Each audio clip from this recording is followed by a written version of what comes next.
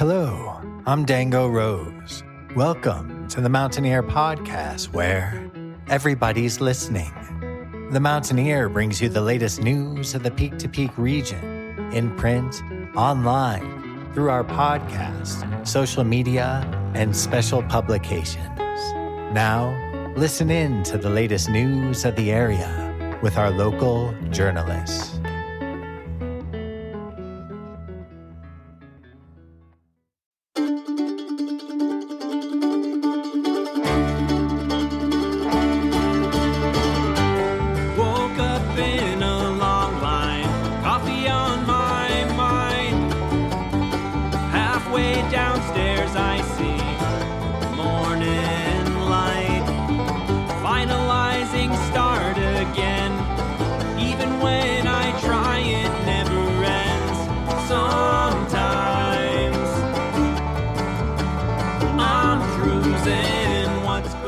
The song that you are currently listening to is called Cruisin', and it is from the latest album from Yonder Mountain String Band, Nowhere Next, which you can stream and purchase wherever you get your music. It came out on November 8th, and it is the band's 15th overall album.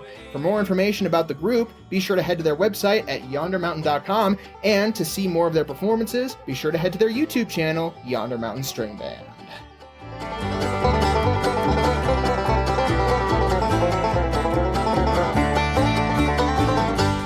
Strange rooms, old vibrations, we're all the same. We're living in these places with a different name. Find a highway, get to driving, where it begins, it never ends. Sometimes I'm cruising, what's going on?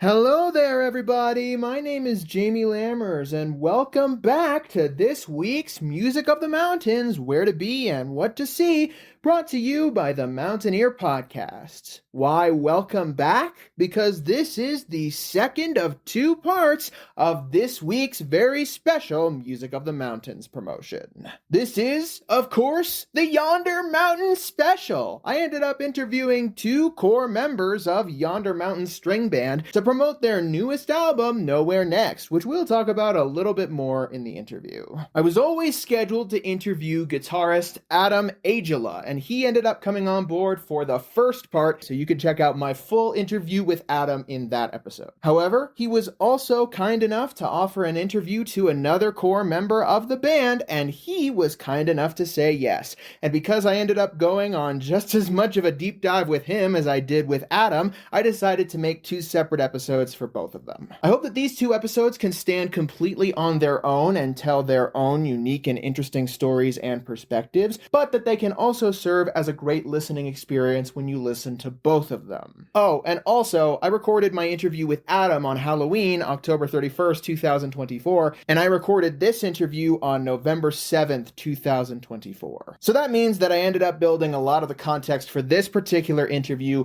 around the stories that I had just heard from Adam. Still, I think this interview turned out great on its own, and I'm really excited for you guys to tune in. However, before we jump right in, there's one more announcement I wanted to make. Of course, we'll be back on Monday with our regular guest correspondent, Marianne Rosen, bringing us history and lore from the Peak to Peak area. And her segment will end up promoting a bunch of events that are happening for the Thanksgiving tradition. However, there's one event that will happen right before we air that episode that we at the Mountaineer wanted to make sure we promoted on the podcast. Join us at the Nederland Community Center on November 17th, 2024, from noon to 3 p.m. for an amazing event. That event is the Nederland Community Thanksgiving Potluck, open to every member of the community. The people behind the event give a huge thanks for giving to the many local businesses and residents who give product and time in the community of Nederland. Again, they'll be hosting that potluck this Sunday, November 17th, 2024, from noon to 3 p.m. The main course will be provided by the organizers, and hopefully all of you community members will be able to bring the side dishes. So be sure to head over to the Nederland Community Center located at 750 North Highway 72 in Nederland this Sunday for that awesome potluck event. You can also head to the Facebook page for the Nederland Community Thanksgiving Potluck or email teamturkeyned@gmail.com to learn more about the potluck. There will also be live music, and we'll shout out the musicians during the music mentions. And if you can volunteer, then be sure to head to nedthanksgiving.wix site, that's wixsite.com/community/volunteer-1 to sign up for a volunteer spot. Speaking of Thanksgiving, here's a quick message brought to you by the Mountain Ear. Friends, the November 28th edition goes to press early. If you have advertising, stories, photos, or other content to submit, it is due by 5 p.m. on Friday, November 22nd. Email info@themountainear.com for more details. All right, with that announcement out of the way, we'll come back with music mentions after the interview. For now, our guest this episode. Do you mind introducing yourself real quick? Hi, my name's David Johnston. I play banjo, I write lyrics, and I sing with the Yonder Mountain String Band. As a reminder, we recorded this episode on November 7th. But your album, Nowhere Next, is coming out. I have a new album coming out tomorrow, recorded in spring of last year. I should say spring of this year. Yeah, hard to tell sometimes, I guess. It is an absolute honor that I'm getting to interview you as well as Adam. You two were both original founding members of Yonder Mountain String Band. Of course, you, Dave, play banjo, and Adam plays guitar. The other two founding members are Ben Kaufman on bass and Jeff Austin on mandolin. So Adam talked about the formation of the band in the previous episode, but I want to hear it from you. What was your perspective on how Yonder Mountain String Band came to be? I mean, it was pretty crazy how everything kind of fell into place. It was mostly being at the right place at the right time, kind of, and meeting the right people. But even that doesn't really do it justice. There was sort of a sound and a chemistry that I think the four of us all noticed in a really basic way. And maybe it was the way we were singing our harmonies, or how we put together the music, or how we kind of were really informal about structure and performance, that we all kind of had the very same type of attitude about all of it. We're fairly tolerant of our mistakes and all that kind of thing. And so there was a lot about it that was very just nebulous, and it's hard to pin down. It was really like the four of us all had the same hunch and we went with it. So I would think that that's the genesis, or the seed from which everything broke out of. Dave will talk more about his ensemble history in just a little bit here, but for context, he and Jeff Austin had already known each other when they both lived in Illinois. Dave didn't end up telling this particular story, but at one point, he invited Jeff to sing and play with his group, the Bluegrassholes. At the time, Jeff didn't even play an instrument, but he did tell Dave that he owned a mandolin, to which Dave encouraged Jeff even more to come to a performance with the Bluegrassholes and, quote, play anything, just play fast and loud. After the Bluegrassholes dissolved so that members could focus on their life priorities, including finishing school, Dave and Jeff both moved independently to Colorado. Dave moved to Boulder and Jeff moved to Nederland. They started working at a local club called The Verve, where they ended up meeting Ben and Adam, and one night playing an open mic with them. And as Dave just talked about, the chemistry was instant, and Yonder Mountain was born. From that point, though, Adam talked about how the band kind of grew quickly after that. In their first year alone, they opened their first show for Runaway Truck Ramp at the Fox Theater, headlined their own show by 1999, and released their debut album, Elevation, through their own label, which we'll come back to in a second. So I'm curious, Dave, what was your perspective about how quickly the band grew? Well, yeah, that's a great question, and it was pretty quick. I think that, that show at the Fox was in 98, and then we headlined the Fox in June of 99. And it really feels like after the headline thing that we did in June of 99, where things really seemed to be faster than what I would have assumed, you know. And I can't remember when it was. Maybe it was 2000, maybe it was 2001. But definitely within 3 years, we were selling out rooms in many places out of state, particularly on the West Coast and in the Intermountain West. I mean, it wasn't crazy numbers or anything like that. It wasn't thousands of people. But, you know, at the time, we were doing 300 to 500 people in all these different places, from Arizona all the way up to Washington and some places in between in Montana and stuff like that. So, I mean, it was quick. And I think that what kind of music we were making and how we were making it, it had this appeal to people that it was equal parts good time and musicianship. You know what I mean? Or maybe it was unequal parts having a good time and craft or professionalism. I don't know, whatever you want to call it. So it struck a nerve with people and people enjoyed it. And we kind of got not the idea, but it just seemed to make sense to feed off the energy from the crowd and sticking with that more than sticking with a program or a presentation. So that's kind of what happened. It turned out to be really fortunate for all of us. But before Yonder Mountain grew, Dave, what was your musical background? I didn't really have a musical background so much, you know. I came to the banjo in college. A friend of mine had a dad who had a banjo, and he brought it down to Champaign where I was going to school. And looking back, I'm sure that it was just me making a bunch of noise. But in the moment, it felt like this kind of lifeline or connection to a lot of things. So I just ended up spending a lot of time with the banjo in my hand from the time I was 20 until now. So, but yeah, I mean, as I've gotten older, I appreciate a lot of the formalism and the high level of improvisation that goes on with most bluegrass musicians nowadays. It's pretty crazy and it's awesome. And yeah, I'm still interested in learning all about that and how to keep growing. So I don't know if I really have much of a musical background, I guess. I didn't study with anyone when I was a kid or take piano lessons or anything like that. It was just an instrument was around that I made noise on. So, I mean, that's probably the best I can do for that, for a musical background. I mean, I started playing, you know, and then I would go to a music store or something like that. Rosewood Music Store on Green Street is the one that comes to mind. And there would be a banjo there, and I'd play around a little bit on it. You could get around a little bit on it, and people would be like, oh, there's this guy named Dean Meese, and you should take lessons with him. So stuff like that would happen, and I would end up meeting better banjo players and getting some lessons and stuff like that. But yeah, I never had a plan to play music or anything like that. I don't think I ever had a plan to really do anything except for read a lot. Dave will talk about his love of reading later in the interview.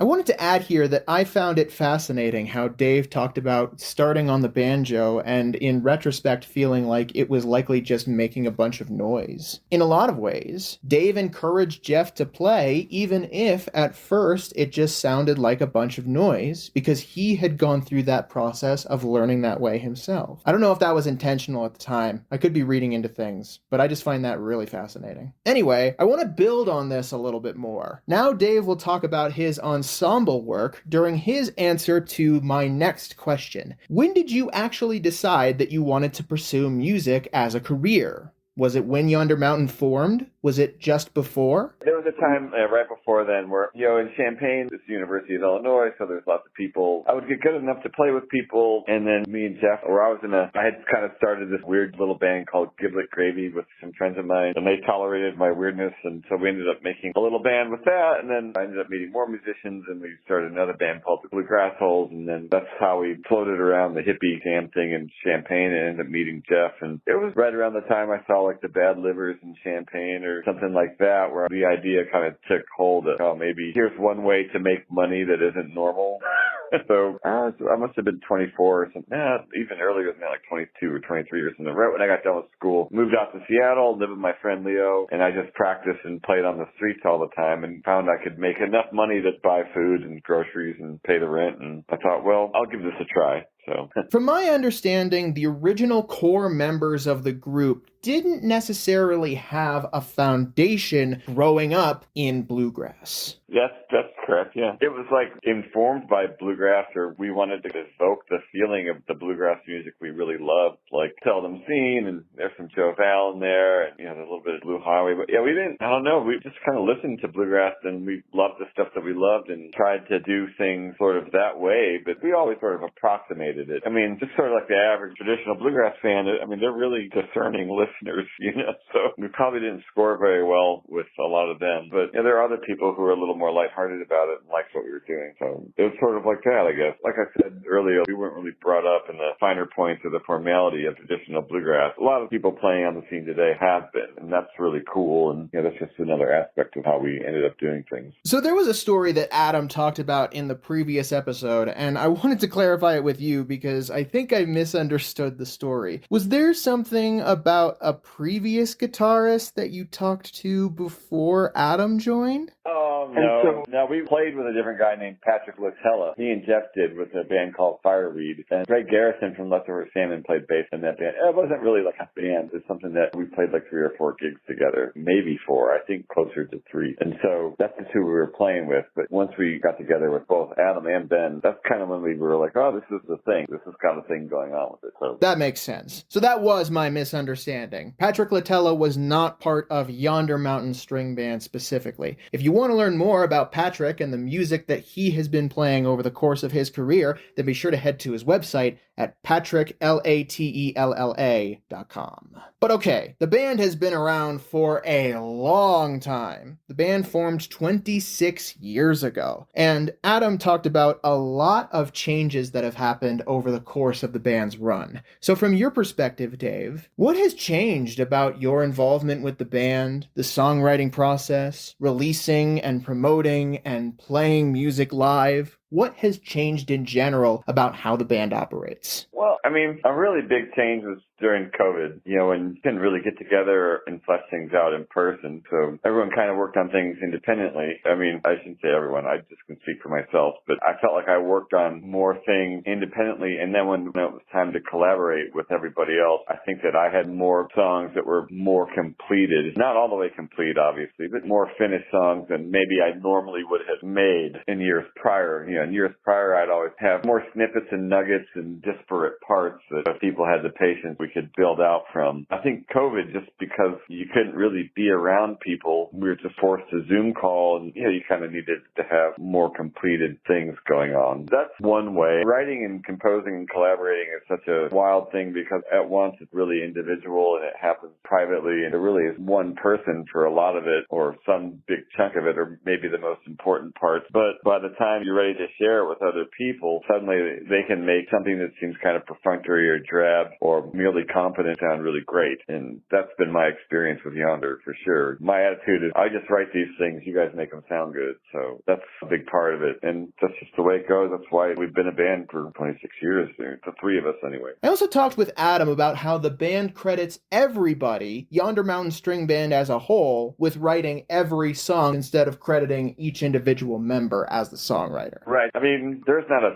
ton of harmonic choices that everyone makes. There are some where people suggest different chords or different movements and stuff like that. And then there's definitely a thing where it's like, well, everyone writes their own part. So in that regard, it's not like someone's coming in and being like, oh, I want the banjo to do this and this right here and this right here and this right here. It's all just kind of something that happens in the moment when we're making it. We don't overly demo the songs. We kind of just get like a basic, or maybe a little bit more than basic sketch of how we want things to go. And then we like to flesh things out either amongst ourselves or in the recording environment. I wanted to talk about this with you too. You released your debut album, Elevation, through your own label, Frogpad Records, which you still run and is still around today. So I'm wondering, how have you moved forward with Frogpad? How has Frogpad developed over the years? Yeah, that's a good question. And I guess it's just because like other people have heard what we're doing and like it and want to be part of it. A lot of the details of what goes on with the record company have always sort of been not really our strong suit when we were just releasing things on Frogpad Records, because that was our own label. And we basically funded that label so that we could make our projects our way. And we still enjoy that kind of artistic autonomy now, but we have with 30 Tigers definitely a wider opportunity to distribute and get across different platforms. And the music, I guess the streaming world or the music marketplace, I'll always call it in general, is such a crazy world and so big and varied right now that it's almost no way any one man could handle it. I decided to ask this next question to dip my toes into whether or not I could start going into a deep dive with Dave too. How much do you remember about the various career highlights of the band, the various shows that you've performed, the various songs that you've recorded, all that kind of stuff? I feel like actually I have a good handle on a lot of details because I always carry a notebook around. I'm like always making little notes or weird things. So like, on a day of a show, I might write down where I went to get coffee and what I thought about getting at the grocery store. And then, I'll look back and go, oh, I remember that club and now I remember this and that and the other thing. But since all these clubs and places and festivals, they do take on kind of a uniform character. So sometimes I might confuse like Chicory Hills, North Carolina with the other campsite in North Carolina, but I will remember like, oh, that was the night someone left a bowl of mushroom peanut butter balls laying around and I ate one because I was hungry but didn't know what was going on.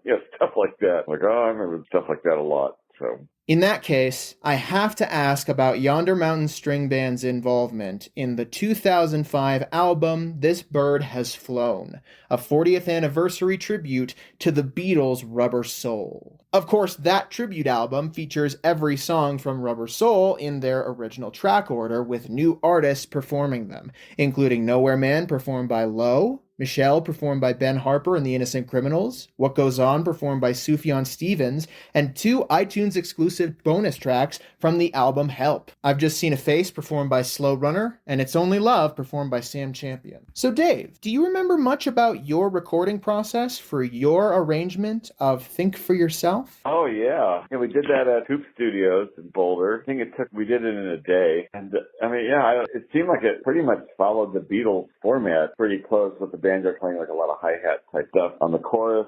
And I don't remember what time of year it was or anything like that. And Adam and Ben and Jeff sang the harmonies. And I don't remember like specifics of the day though. So. Okay, I want to clarify. You just said you did it in a day. Does that mean you rehearsed and recorded it in a day?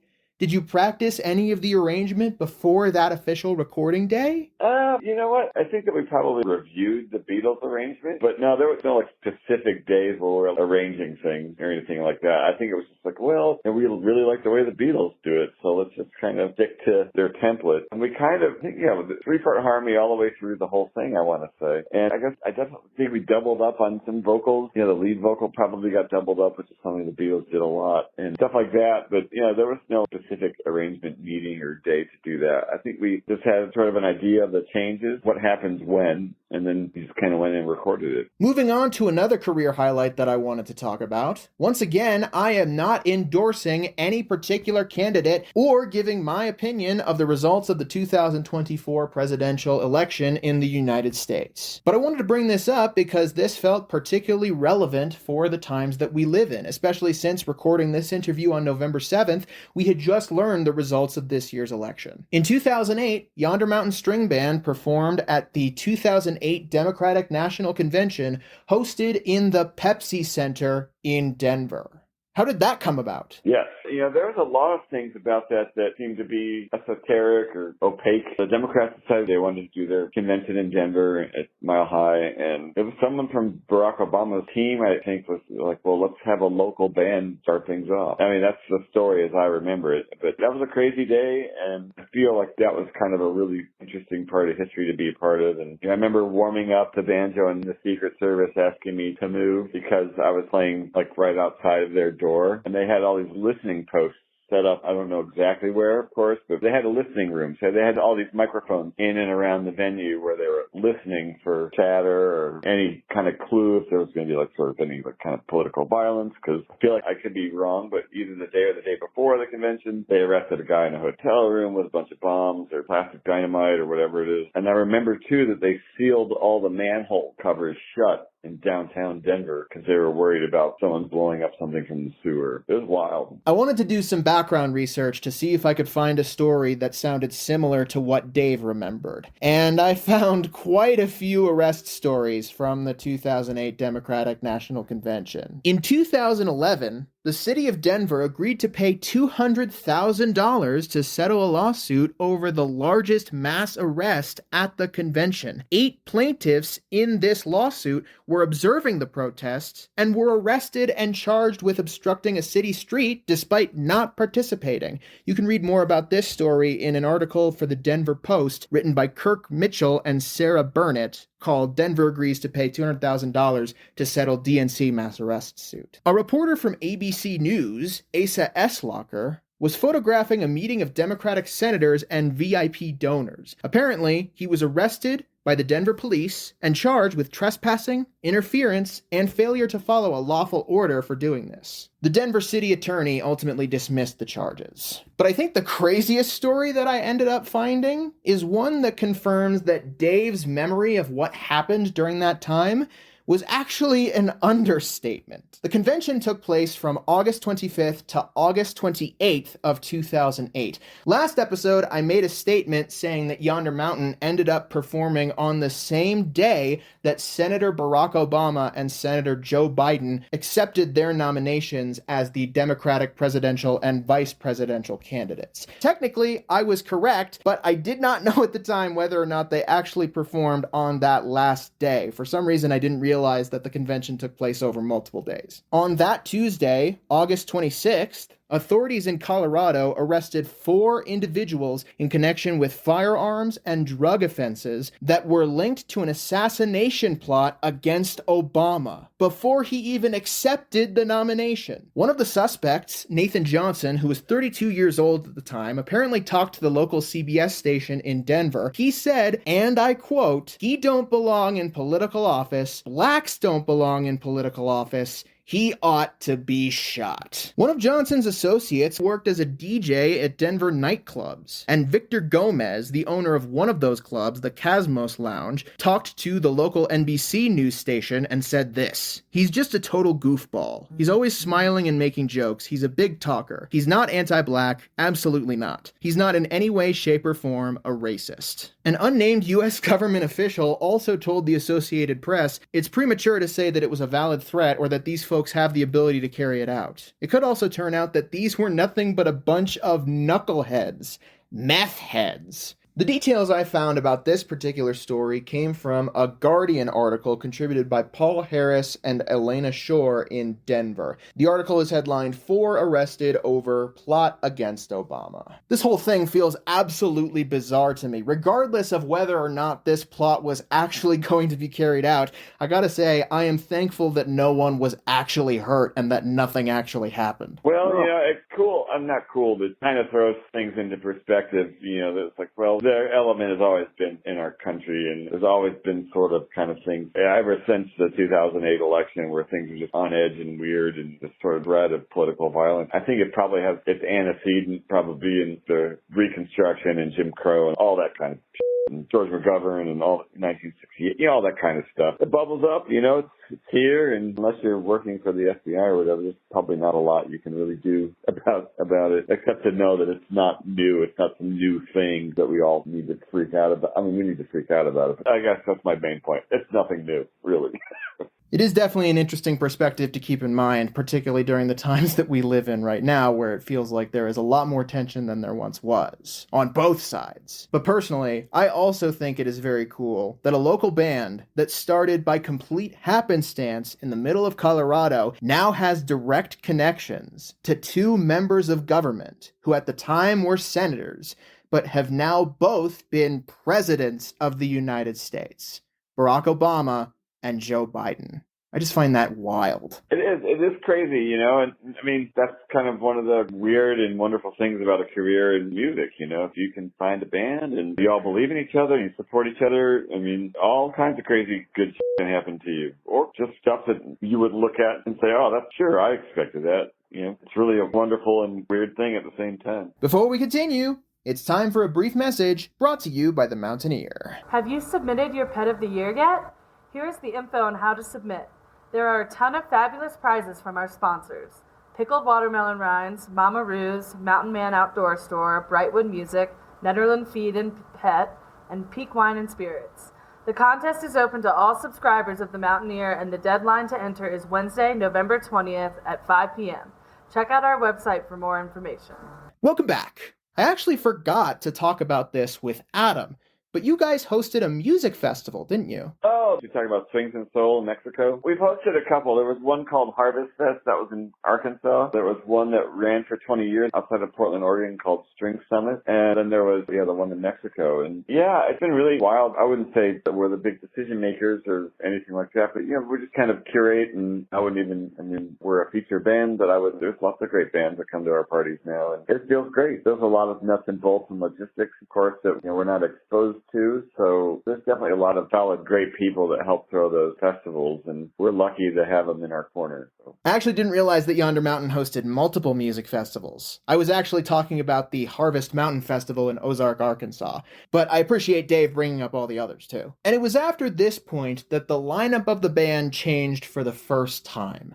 In 2014, Jeff Austin parted ways with the band to pursue his own career goals and to prioritize his family. The band started touring with Ali Krall on fiddle and Jake Jolliffe on mandolin. And those touring members became official members of the lineup in 2015. That meant that for the first time, Yonder Mountain had become a 5-piece band instead of a 4-piece. So Dave, what was your perspective on how the sound of the band changed? Oh yeah, in retrospect, I can only speak for myself. I didn't really have a good handle. I didn't really have a great idea of what the really big difference between 4 and 5-piece would be, other than there would just be more music. And it was fun to have Ali Krall play fiddle, and fiddle playing is cool and fun, and I like that part of bluegrass. I'm glad that we get to make that amendment to our sound. But we just liked it was kind of like the same thing with the original band. We liked the vibe with Jake and Ali, and we thought we added a couple of really talented people into the mix, and they did great. Great singing, great playing, definitely fun to hang out and visit with, and all the important parts. Jake and Ali have also since parted ways with the band to pursue their own career goals. In 2020, Nick Piccinini became a permanent part of the lineup performing mandolin, although he plays a ton of instruments including guitar, banjo, and fiddle. In fact, currently, the Yonder Mountain String Band Wikipedia page credits him as playing everything. Before joining Yonder Mountain, Nick was a part of the Madgrass group Floodwood. At that point, of course, the band was back to a 4-piece, but now it's a 5-piece once again, with the permanent addition of fiddle player Coleman Smith. He's definitely working a lot with us, so we're psyched. For some reason, I ended up getting myself confused about the timeline of when Jake and Ali left the band and when Nick and Coleman ended up joining. So I asked Dave for clarification on this timeline. The way I ended up asking the question, though, Dave understood it as this. How would you characterize the transition from Jake and Ali leaving the band to Nick and Coleman ultimately joining? I don't know how really to characterize it other than to say that it was a transition. People get into bands for other reasons. Everyone gets into a band for the same reason, and then life happens and people change and they need different experiences and they want the opportunity to take them. And, it's like, absolutely, take the chance, take the opportunity if you like it. I know that Jake wanted to explore more bebop influenced kinds of music and wanted to put together his own band, and he has a great band right now, the Jacob Jolliff Trio, or Quartet, the Jacob Jolliff Band, I think maybe is what it's called. And Ali kind of wanted to do more of a rock and roll thing, and she's doing that with her band, the Night Crawls, and it's all good, Like I said, I don't have a really good way to characterize the transition other than to say that we're all fluid entities, and we change, and things are dynamic, and people want different things.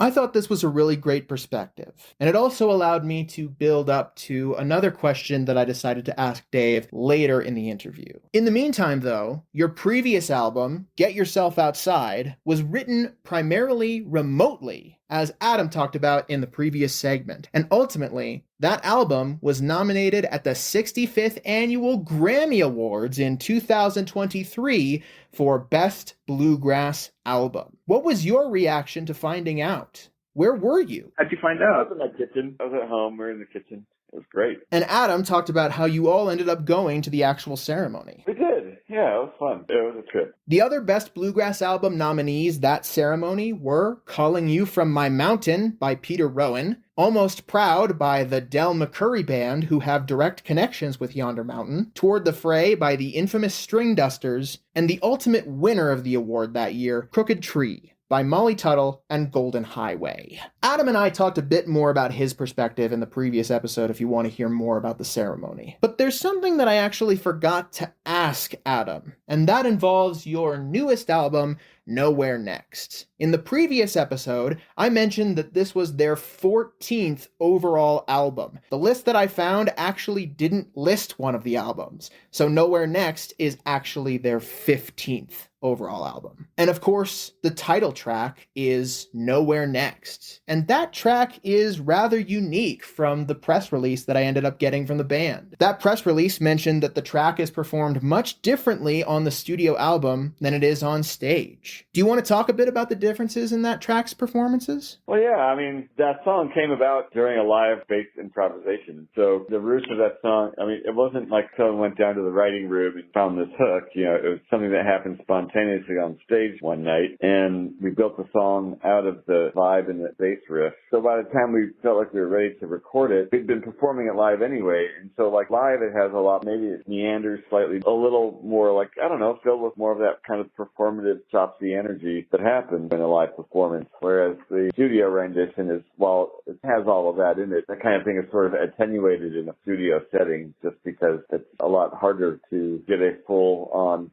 club improvisational vibe in a studio. It has more of a, I guess, forensic listening experience, you know, like you're listening to lots of small stuff and lots of details, whereas live, you're just going with the emotion and the vibe more over than the details. Does that make sense? That absolutely makes sense. The live version of the track ends up prioritizing the vibe of the song as a whole through a much longer performance, and the studio version distills it down into a much more detailed version. I will add this, though. The distilled version in the album is approximately 4.5 minutes. The live version on stage has sometimes been performed for up to half an hour, and I think that emphasizes that difference between detail and feeling. Oh, yeah. Like, yeah, live, we're going to see where things take us. That's our thing. And so I'm curious, when did you ultimately decide that Nowhere Next was the perfect title track for this album?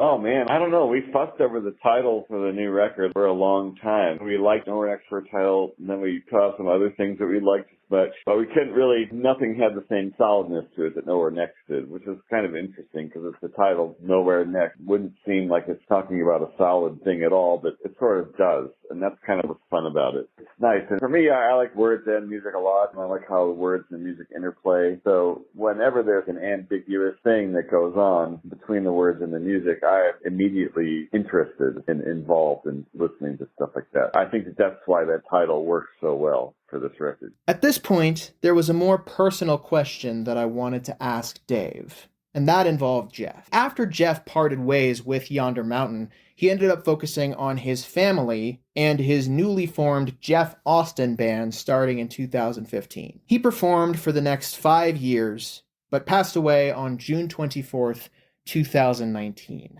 I didn't want to dwell on that passing in my interview with Adam or with Dave, but I did want to at least ask about Jeff, and Dave gave me permission to do so. We talked about transitions earlier with Allie and Jake leaving the band and Nick and Coleman ultimately joining, but it must have been a much different transition when Jeff left the band, and an even more surreal and different experience once he ultimately passed away. I think the big question that I wanted to ask involving that is, with Jeff leaving the band and passing away, Allie and Jacob leaving and changing the sound once Nick and Coleman joined, how have you processed transitions in the band's lineup as a whole over the last 26 years? Here's the framework I have for this, and it's the one that works for me, because, Jeff and Ben and me and Adam shared a lot of really great times together. But the key impetus, the original band's strongest, I would say, its biggest strength was how it transferred energy from crowd to audience to back to band to crowd. So we never really dug into, what is our sound specifically. We've always just felt like, we want a sound that has this kind of connected energy that's going on. And so by the time Jeff had left the band in 2014, I don't know that we were firing on all cylinders with regard to that kind of connected, integrated audience band sound. And in a very honest moment, we all four had decided that maybe now's the time to not continue if it's not fulfilling this mission that we had stumbled upon. So in that regard, the whole thing really is based on not really decisions about sound or what kind of harmonies we're going to sing or what kind of harmonic choices we're going to make in chord progression. The main distinction that we like is energy. And Jake and Allie, when they came around, it was a different energy than the original band, obviously. And some people really liked it, some people really didn't, but we thought it was the energy that we wanted to put out into the world. So we went with it. And you can't really put a shelf life on what's going to happen with the energy of things when, the world is very dynamic and people are dynamic and our lives change. So, but after a while, the energy of that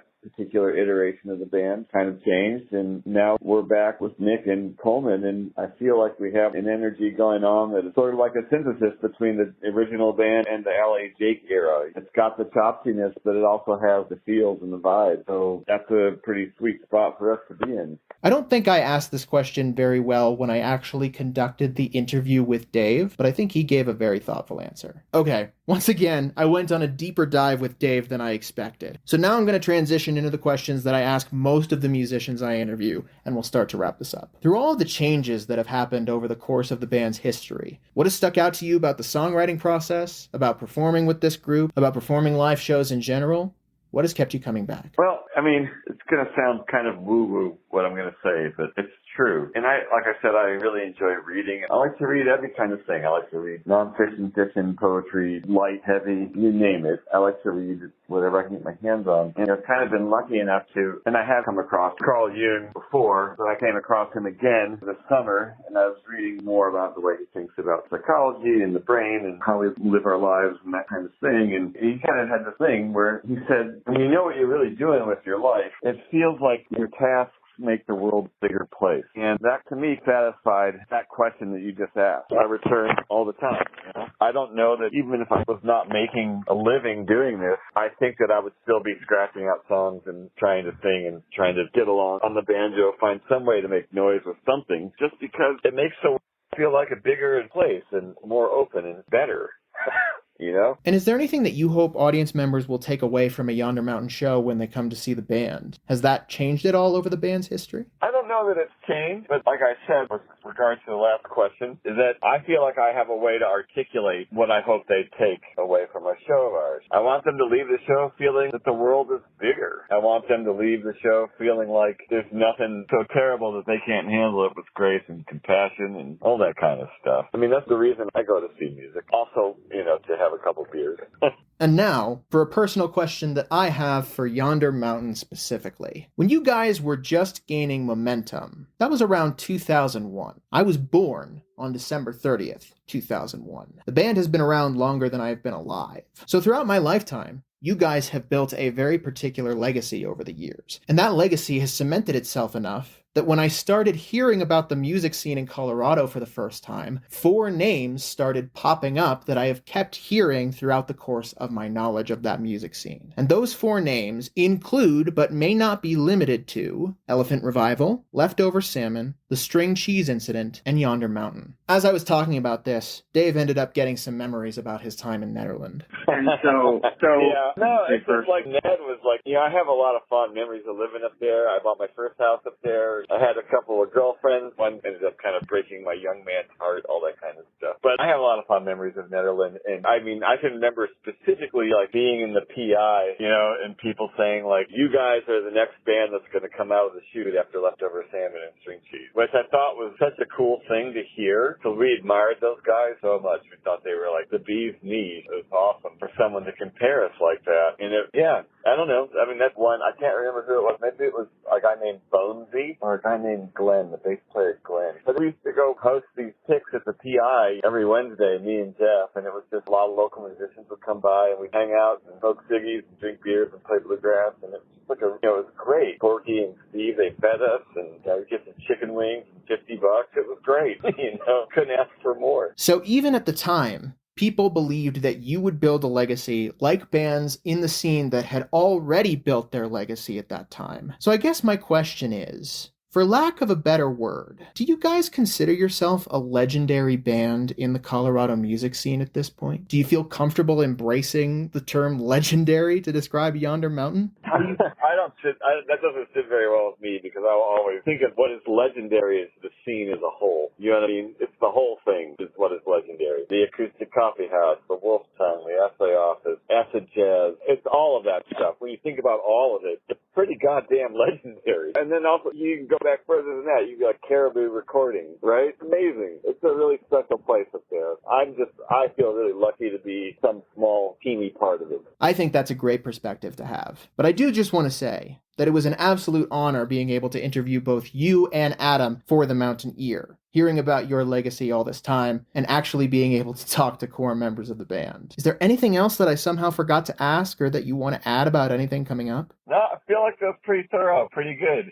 As we started wrapping up, we talked about different performance venues in the Peak-to-Peak area that the band had performed at over the years, including the Pioneer Inn. And I couldn't help but ask Dave about the times that Yonder Mountain ended up performing at Nedfest. We played there a couple times, yeah. I think Yonder Mountain played there one time or maybe twice, and then I played there with a guy named Black Dog Ridnell. He's kind of a guy that's still up there. I think he lives in Eldora. He's an amazing jazz player and great guy and a really knowledgeable musician, like really a wonderful dude. Of course, I've interviewed John Ridnell for the podcast before and promoted his band New Family Dog many times. They're still performing in the area. And as Black Dog, he also hosts open mics at the Knotted Root. I'll promote those in the music mentions. Before that, though, it's time to officially wrap up this interview. So thank you so much, Dave, for coming on board and joining us for the podcast. And thank you, Adam, for checking in with Dave to see if he was interested in doing an interview too. I'm so honored that I got to interview both of you for this podcast and for my Music of the Mountains column to promote your brand new 15th album, Nowhere Next, which is out everywhere now. You can stream and purchase it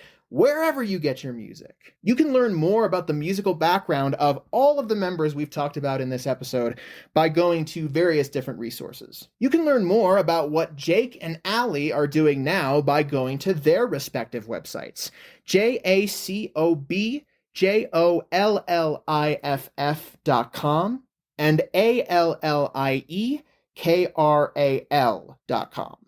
Allie actually played on the Yonder Mountain album Black Sheep, and she and Jacob both played on the album Love Ain't Love.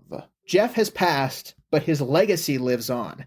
Of course, Jeff's contributions to Yonder Mountain String Band can be heard on every Yonder Mountain album up to 2009's The Show, with his final contribution to a Yonder Mountain release being for the EP YMSB EP 13 in 2013. However, during his lifetime, Jeff also released material of his own. You can stream his solo album, The Simple Truth, as well as a collaboration album, Songs from the Tin Shed, that he made with Big Woo member Chris Costino back in 2004, wherever you get your music. I learned after the previous episode that the Jeff Austin Band also has an EP out. You can check out that EP, Do Not Let the Body Grow Cold, wherever you get your music. Of course, it features pieces from Jeff Austin and his band, but it also features segue narration from John DiMaggio, who is most well known for his voice acting in Futurama and Adventure Time. All of those releases are available wherever you get your music, and Jeff Austin still has a website,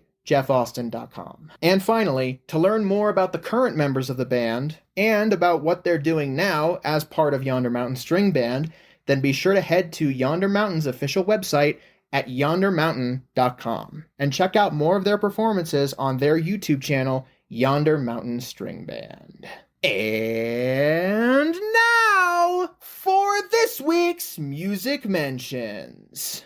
Head to Eldora Mountain Resort, located at 2861 Eldora Ski Road in Nederland on Wednesday, November 20th, starting at noon to see Grant Livingston performing in Timbers Tap House. Also be sure to head there on Friday, November 22nd, starting at 9 a.m. to see DJ Darren in the Boombox. Friday, November 22nd at noon to see the artist in residence, Will Whalen, perform in the Timbers Tap House. Saturday, November 23rd at 9 a.m. to see DJ Guaro in the Boombox. Saturday, November 23rd at noon to see Andy Reiner in Timber's Tap House, Sunday, November 24th at 9 a.m. to see DJ Drake in the Boombox, and Sunday, November 24th, starting at noon, to see Scott Slay in Timber's Tap House. Head to the Gold Hill Inn, located 401 Main Street in Gold Hill on Friday, November 22nd, starting at 7:30 p.m. to see John Smith with Dan Sabranek performing live. Saturday, November 23rd at 7:30 p.m. to see Maya DeVitri performing live. And on Sunday, November 24th, starting at 6:30 p.m.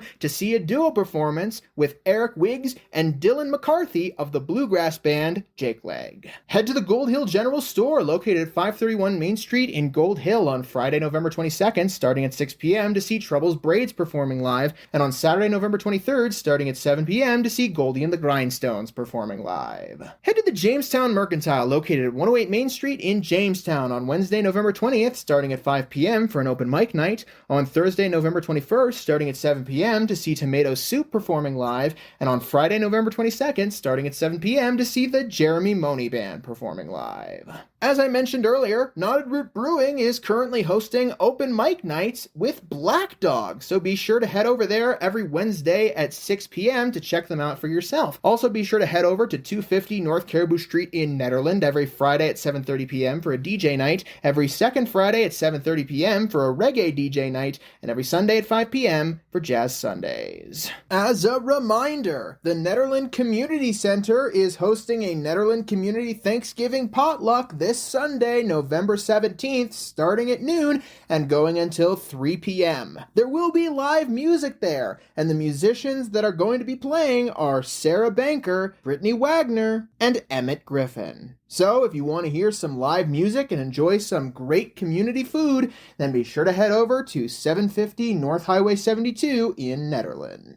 And finally, pick your preference. If you want to head over to Gilpin County, then be sure to head to the Very Nice Brewing Company location at 180 Jankowski Drive in Blackhawk on Saturday, November 23rd, starting at 5 p.m. to see David Tillman performing live. If you want to head over to Nederland, then be sure to head to the Very Nice Brewing location at 20 East Lakeview Drive, number 112 in the Caribou Village Shopping Center on Thursday, November 21st, starting at 6 p.m. to see Celtic music with Laura Fisher and Debbie Smiley. On Friday, November 22nd, starting at 6 p.m. to see Mountain Reverb performing live, and on Saturday, November 23rd, starting at 5 p.m. to see Windy Pines performing live. Did we miss you or your performance? Want to submit your music listing in the Peak to Peak area? Do you have updates to your business or to your performances? Please call 303-810-5409 or email info@themountaineer.com to be included in the next print edition or the next podcast of The Mountain Ear. Thank you so much to everybody who tuned in to one or both episodes of the Yonder Mountain special of Music of the Mountains, brought to you by the Mountain Ear Podcast. If you want to share this episode, the previous episode, or others around with whoever you see fit, then be sure to head over to our website at the mtnear.com and scroll near the bottom to check out our full archive, or head to our podcast's main hub at the mtnearpodcast.buzzsprout.com. At the Mountain Ear, we have been working hard on our new website.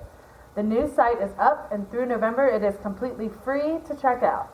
That's located at www.themountaineer.com. If you would like to promote something on the podcast, whether you have a segment that you want to provide, or you want to be interviewed for the podcast, you have advertising that you want to promote, whatever it is, if you're coming to the Peak to Peak area, or you're a part of the Peak to Peak area, and you want something to be promoted on the podcast, then be sure to email me at media@themountaineer.com, and we will get something sorted for you. Are you interested in advertising?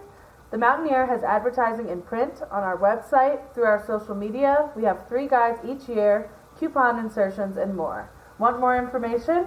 Email marketing@themountaineer.com or give Bethany a call at 720-960-2900. I will see you guys on Monday with our regular guest segment, brought to you by Mary Ann Rosen. Have a great rest of your day!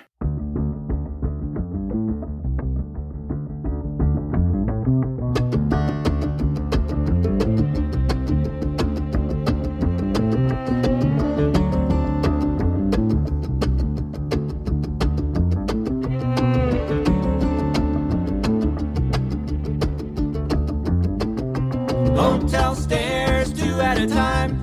White brick wall for every floor I climb. Getting anywhere is good enough. Got my headphones on, feeling rough. You try The song that you are currently listening to is called Nowhere Next, and it is from the latest album by Yonder Mountain String Band. In fact, it is the title track of their 15th overall album, which came out on November 8th and is now available to stream and purchase wherever you get your music. For more information about Yonder Mountain String Band, be sure to head over to their website at yondermountain.com. And to see more of their performances, be sure to head to their YouTube channel at Yonder Mountain String Band.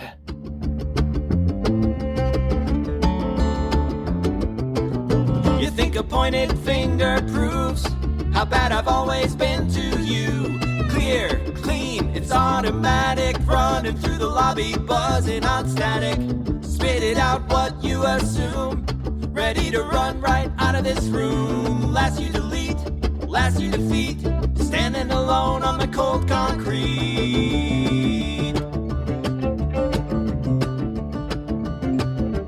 Whistle and the world will be what you want and what you see. You can always click agree, don't have to take it from me.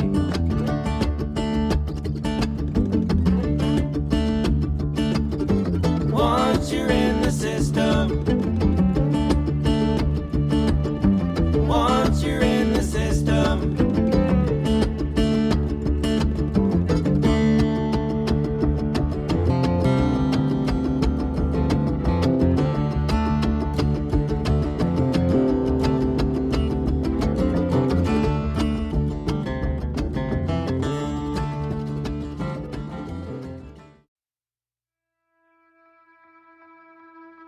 And that's it for our show. Subscribe online to get more access to more news, weekly updates to our community calendar, and a link to our YouTube channel by visiting themountaineer.com. Be sure to use the coupon code PODCAST when subscribing for a 10% discount, only available to our listeners. If you are in the local Peak-to-Peak area, be sure to pick up a print edition of The Mountaineer at a local business. I'm Dango Rose. Thank you for listening.